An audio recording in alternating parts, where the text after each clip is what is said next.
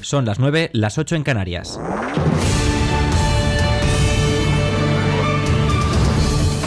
Buenas noches. Hoy se han cumplido 12 años desde los atentados terroristas del 11M.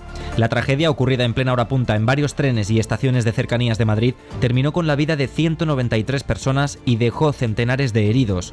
Por primera vez, todas las asociaciones de víctimas del terrorismo han homenajeado a sus seres queridos de forma conjunta. Ha sido en una jornada marcada fuertemente por el dolor y por el recuerdo. Los actos se han iniciado esta mañana en la Puerta del Sol y han continuado en el Bosque del Recuerdo, en el Parque del Retiro.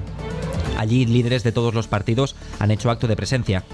Prácticamente al mismo tiempo, los campanarios de la Comunidad de Madrid han repicado durante unos instantes para conmemorar la pérdida de las 193 vidas, queríamos decir, en la que ha sido la peor masacre acontecida en el país. El líder de los socialistas gallegos, José Ramón Gómez Besteiro, está siendo investigado a raíz de la operación Pulpo por presuntos delitos de prevaricación, malversación de fondos, cohecho y tráfico de influencias. La juez Pilar de Lara lo ha citado a declarar el próximo 11 de mayo por una posible gestión irregular cuando presidía la Diputación de Lugo.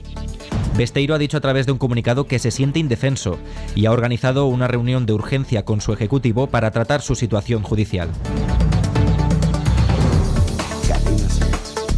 Japón se viste de luto en el 5º aniversario del tsunami que causó cerca de 19.000 muertos.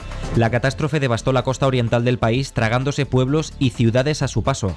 Una solemne ceremonia en Tokio ha parado los relojes durante un minuto de silencio en recuerdo de las víctimas.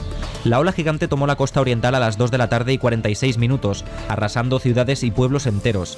También la central nuclear de Fukushima. El impacto con estas instalaciones provocó fugas de radioactividad que pronto llegaron al mar y que obligaron a evacuar la zona, hoy todavía despoblada.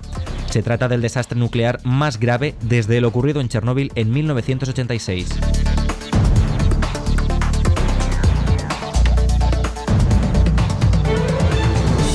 En deportes, Rafa Nadal emprenderá acciones legales contra la exministra francesa Roselyne Bachelot por sus palabras en contra del tenista. Nadal recurrirá a la justicia para que Bachelot enmiende sus insinuaciones sobre dopaje y pida perdón por esas acusaciones. La Federación Internacional de Tenis, así como distintas figuras del deporte español, han mostrado su apoyo al tenista y lamentan las insinuaciones de la exministra. A día de hoy, Bachelot no se ha retractado de sus palabras y afirma que solo repite lo que lee en los medios. Y en la página cultural, imprescindible viajar a Valencia. Esta noche se enciende la iluminación de las fallas. Las más impresionantes se encuentran en el barrio de Ruzafa. A partir de hoy, las fallas de Valencia quedarán iluminadas por las miles y miles de lámparas que las visten y que las rodean. La novedad de este año ha sido la informatización del sistema que las controla, ya que ahora serán gestionadas por ordenador para poder crear mosaicos e imágenes de luz y de color. La gran afluencia de visitantes ha hecho colgar el cartel de completo en muchos hoteles de la ciudad, que encara la semana para la gran noche de las fallas, la nit de la crema.